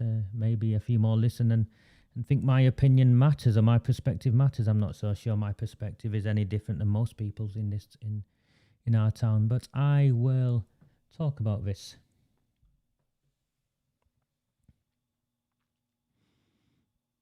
So Marcus Rashford and this, you've seen the stuff around the free school meals and the Conservatives voting down the Labour Party thing. Now, I'll make a couple of points, I think, on this. One is, I'm not a Tory. And I think what the Tories did was just not just despicable. I think they missed an opportunity. Because what you have in place in the northern constituencies in particular, where the Conservatives gained Labour Party votes for no other reason than, I think Brexit, if I'm honest with you, is that they had an opportunity to do something, and they chose not to, and then they got involved in nonsense speak about, we've given you money for this, we've given you money for that. We know you've given the councils money, Conservative government, but you should also know by now that these Labour Party councils are completely ineffective in budgeting and using money wisely. And no matter what happens, it's never a child's fault for going hungry. And that's me from a personal position as a child. I think I've shared before, my father died when I was young. my brother and I and my sister, the three of us would go to bed hungry. It wasn't because my mother was a bad parent. We'd go to bed hungry. There just sometimes just wasn't enough. Now, this is my thing with this. Don't for 1 minute think that the Tories are just to blame on this. Because why is it that a black lad from Wythenshawe is fronting this campaign? If Burnham, if Debbie Cashmere, Jim McMahon, Angela Scumgate Rayner, if these Labour Party politicians have been Labour Party politicians for a long time, cared about this issue, why haven't they been shouting and screaming about it? Jim McMahon's big thing? No, it wasn't about free samosas in mosques, no. Jim McMahon's big thing. Votes for 16-year-olds. That's what his big campaign has been. Debbie Abrams. Debbie Abrams' big thing. Kashmir. No interest in the people of the town. Non-stop Kashmir, human rights in Kashmir, human rights in Kashmir. So what if kids in Oldham are starving? And Angela Rayner's big thing, I don't know what her big thing was, she's just got a big gob as far as I'm concerned. Yeah, but using parliamentary letterhead to complain about her not being able to buy a pair of, what was it, 200, 300 pound shoes? Maybe. So the Labour Party have jumped on this, and it's opportunism. I see it in a slightly different way, what's gone on. So the Tories have said no. And remember, in a climate of racism in this country, in a climate of where black lives don't matter because we've seen millions of white people, privileged white people marching and wanting privileged places like Cambridge University to rip down statues because clearly these statues are the fault of racism in our country. Here we have a working class black lad from Manchester, from Wythenshawe, leading a campaign, and the entire country has got behind him. When we look at Rashford, and I'm a Liverpool fan, by the way. I'm a season ticket holder. I'm a Liverpool fan. When we look at Marcus Rashford, we don't see a black lad. We just see a guy who's doing his best, and he's trying, and he's got a platform, and he's gone for it, and he's given these people a voice. And the nation has responded. I've seen the stuff in Oldham. Forget that just the nation. I've seen the stuff in Oldham. I think the first one I saw was Grandpa Green's posting something. I saw Relish, which is, one of the Asian businesses, posting something. I saw my mates at the Blue Tiffin posting something. All offering food. Now, we can all see this has become a political football. The Labour Party weren't interested. They're just interested in scoring points and vice versa. But there is a truth to some of the criticism, and I'll share this with you. And this is from my own experiences of failing miserably on reflection, on delivering schools in the way we'd aspired, my team and I had aspired to do. We used to offer free school meals to all the kids who got free school meals. But what we realised, and we had a compulsory school meal policy, was those on the cusp who weren't in receipt of free school meals, but belonged to working class families who had to pay, those kids actually had it worse because the parents were too proud to claim benefits or just outside of being able to claim benefits, and those kids would struggle. So these, we offered compulsory meals for everyone. I think it was 50 pence. Most people didn't pay, and we paid it anyway. We just covered the costs. And what we found was a couple of things. One was particularly the poorest kids. They struggled eating free school meals because their taste buds were used to the fast food stuff. The highly processed, high salt.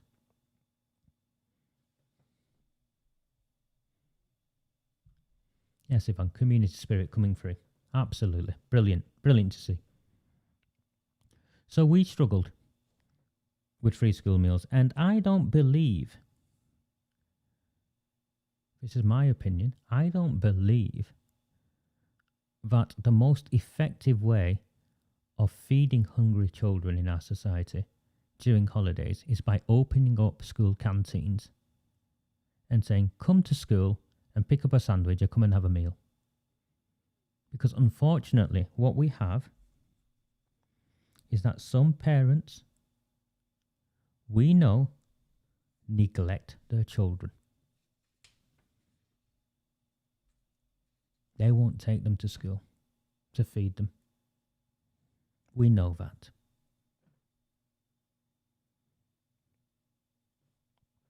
We also know that with so many businesses now coming forward and supporting them, even McDonald's, I think, have put 1 million meals out or something. We know with so many businesses coming forward and supporting them, but we've got a nation of businesses who are struggling themselves, who are willing to say, no, we'll feed our children. We'll feed our nation's children. Come on, just give these guys vouchers.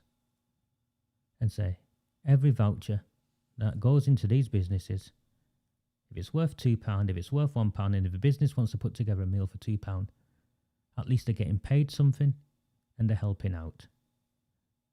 And no one is playing this silly game of thinking these kids will have to go to school to eat, because they won't go into the schools to eat. We know they won't go into the schools. In fact, even the schools know they don't go into the schools to eat.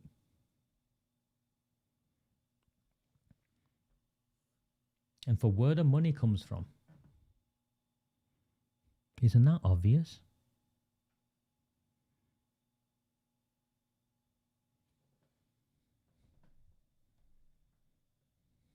Where the money comes from.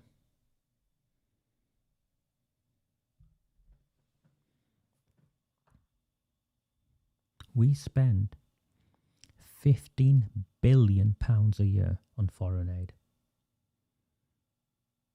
£15 billion a year on foreign aid. Half it. Instead of giving foreign aid to countries that are sending rockets up into the sky, or spending billions on weapons, half the foreign aid budget and feed our children. It's not difficult.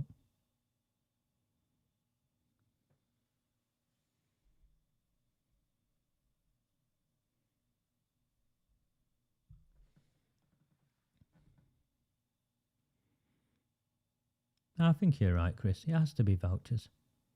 But the vouchers can be for £1, and there's some of these shops I know will say, okay, well, actually what we put together is worth £2. So it allows a way for the shops to contribute.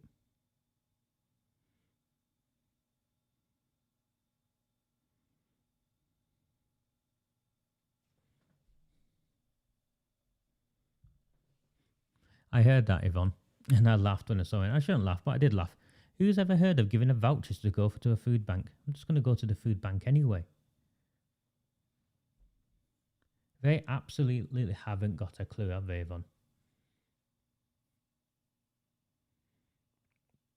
Absolutely haven't got a clue. And of course, some of them will abuse it. But so what?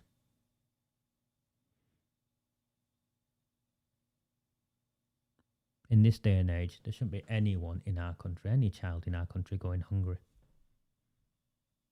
And I don't care how Marcus Rashford arranges his has his tax arrangements. Sorry, I don't care. Attack him. If some of you want to attack him, attack him. I think he's done a good thing here. And the good thing is, he's put it out there that we need to support these vulnerable kids. Our kids. These are our kids. Cut foreign aid. Put it towards vouchers. And the Tories? Massive own goal. I expect movement on here because they are in a massive, massive own goal in terms of what they've done. Okay, let's move on. Last few things.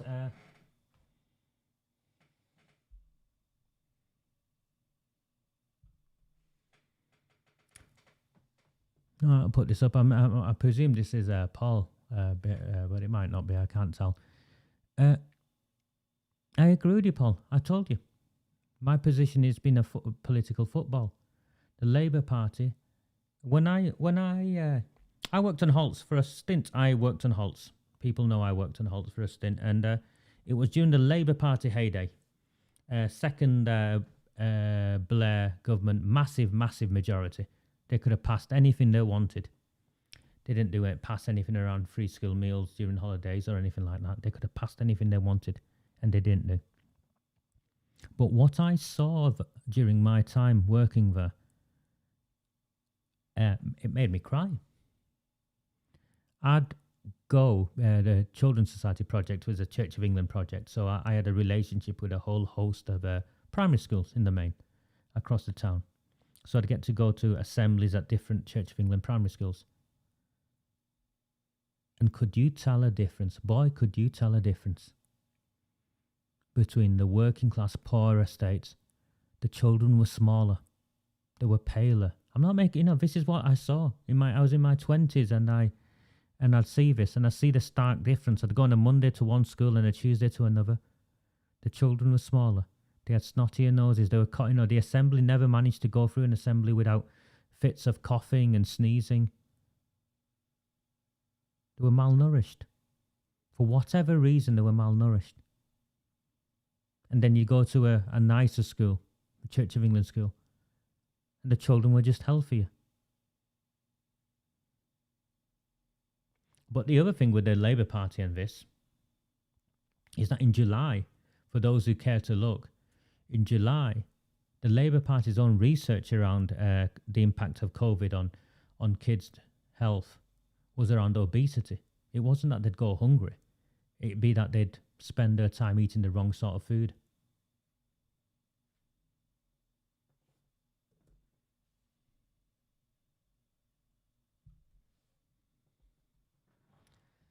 That's my friend Philip. I've not seen Philip in a while. Last I heard he had COVID. I hope you'd recovered, Phil. And very dapper in wherever you are. I've not seen you in a while, but the bow tie suits you. So there you go. Right. I'm going to put this up. Any final comments before I share the last bits of nonsense? Any questions, by all means, put them up and I will try my best. You'll get an answer from me. Whether it's an answer you want or not is a completely different thing, but you'll definitely get an answer from me.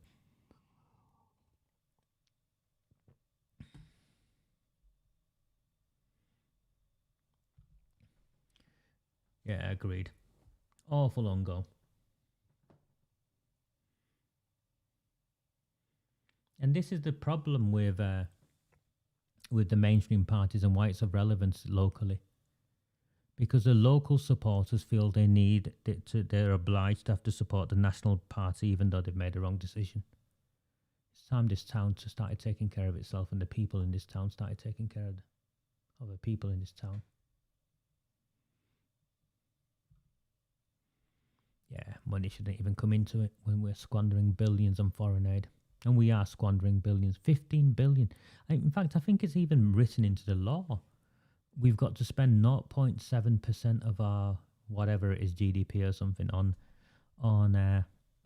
foreign aid, 0.7%, which works out to be around 15 billion quid.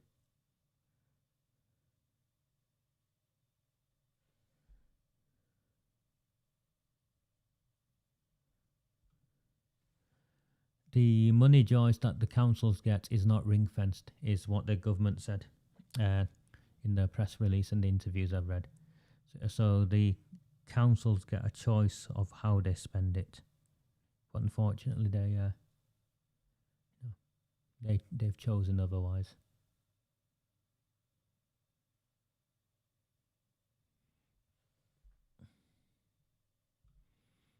I have no idea who this is or what comments they've put on, but no answers. But if you've got a question, put it up and I'll try my best to answer. And if it comes up on my screen, I'll answer it. And if it says Facebook user, it's because you've not changed your privacy settings. Otherwise your name would come up.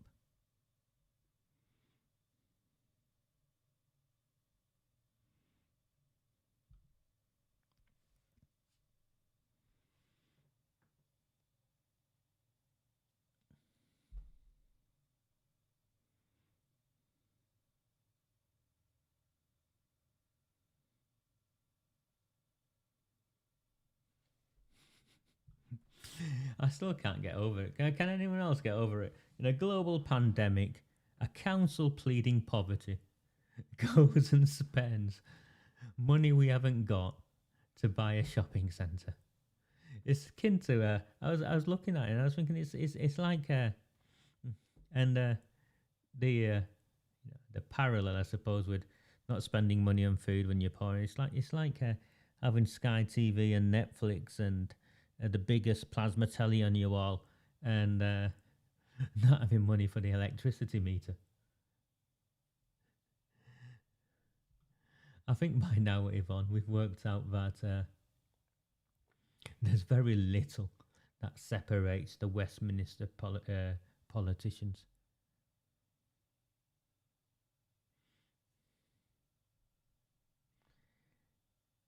Please, if you have councillors, if you know who your councillor is, send them an email, send them a tweet, send them a Facebook post.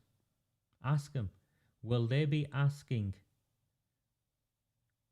for Sean Fielding to confirm how much spindles cost and also how much debt we've took on?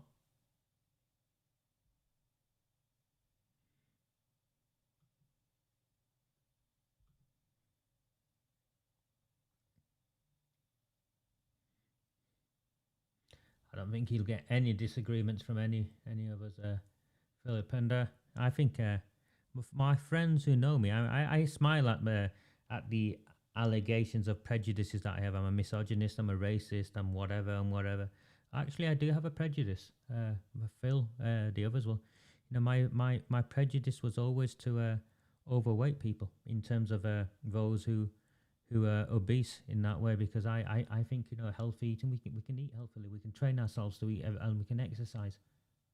We can definitely exercise. You don't need to be a member of a gym. I'm not a member of a gym. I spent 2 hours today and I had a walk.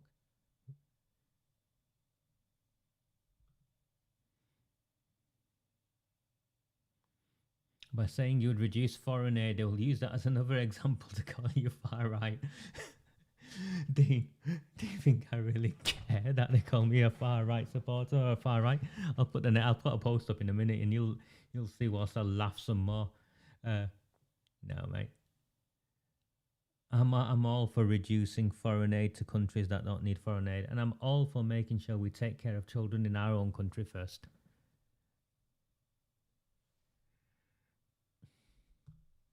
I try my best, Karen. I do try my best. I think we've got. We've been quiet the last couple of weeks. I mean, I wanted some guests on. I've not been able to get the one guest on I wanted, which was Abdul Haq, who's on the run from the cartels. I think I've shared that with you. But I've been apprehensive about asking other people to come on because I've not wanted to put them in a position where they say yes, and then Sean Fielding or someone else from the council goes and gets in touch with their employer and tries to ruin their livelihoods. I find that abuse of power unbelievable. And worse, the failure for any of the other politicians in this town to call it out. It just shows how broken our town is.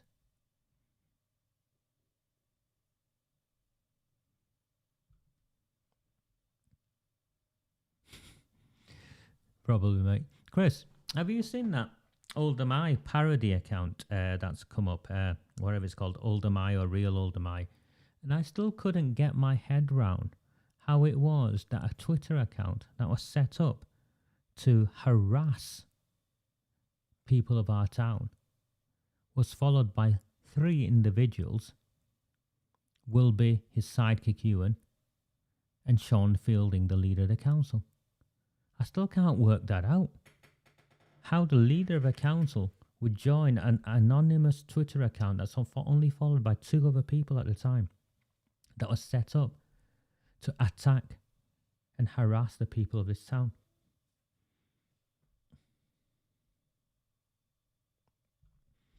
Yes, Anita, they took it off and they brought it back on. So, free speech, yeah? Seems free speech is allowed unless it's me. And if it's me, then it's a case of running to the police, running to Twitter, running to Facebook, running to whoever it is in Parliament that looks after my whether or not I can put an MBE after my name, and trying to have it took off me. What for? For refusing to stay silent whilst our children are groomed and gang raped?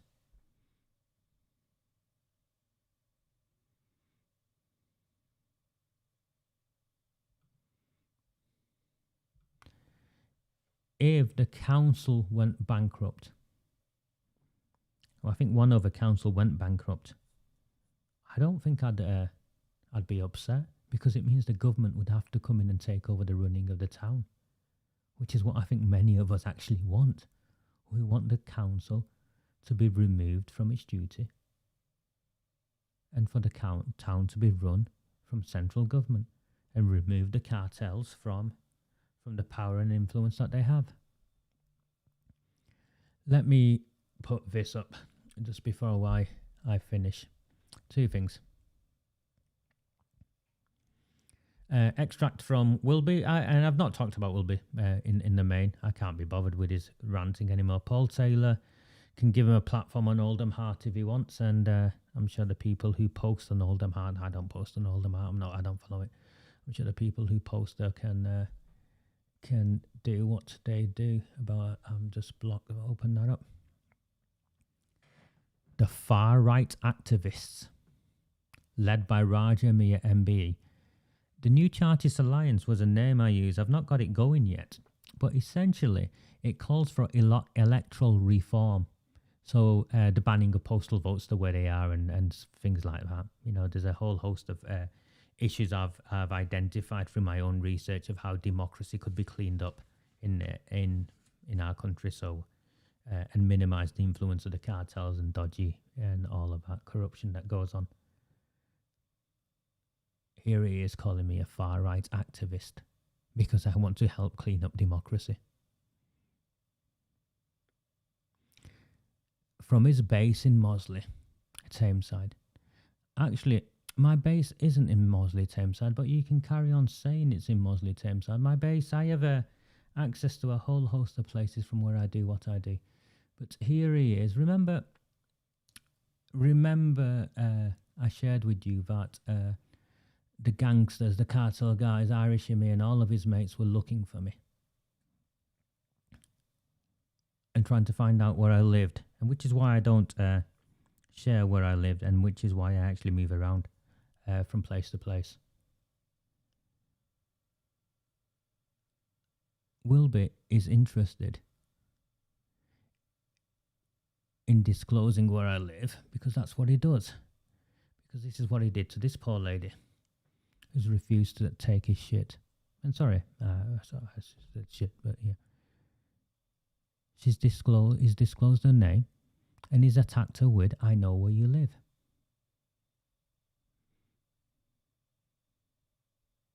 Sean Fielding entertains this man. He name checked him on a council meeting.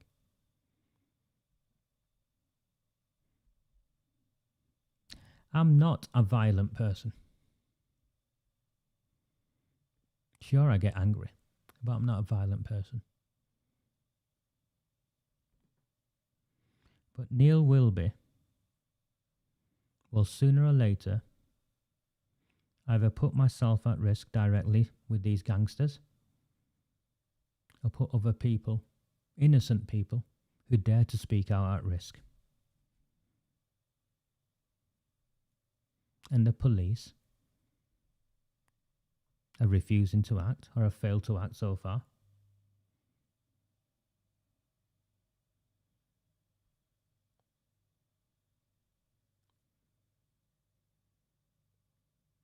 And I'll finish on this.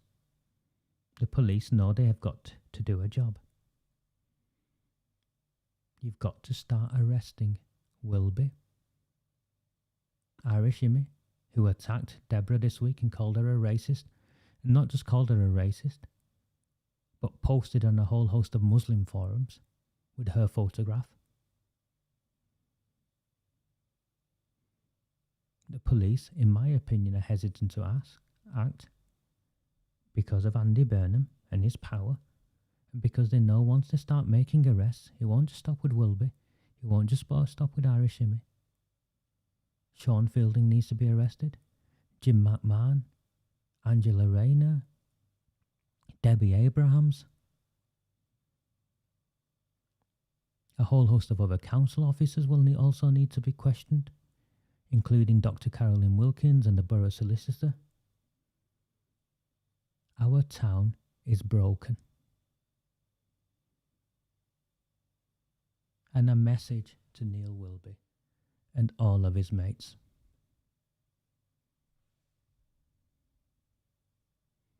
I don't fear any of you.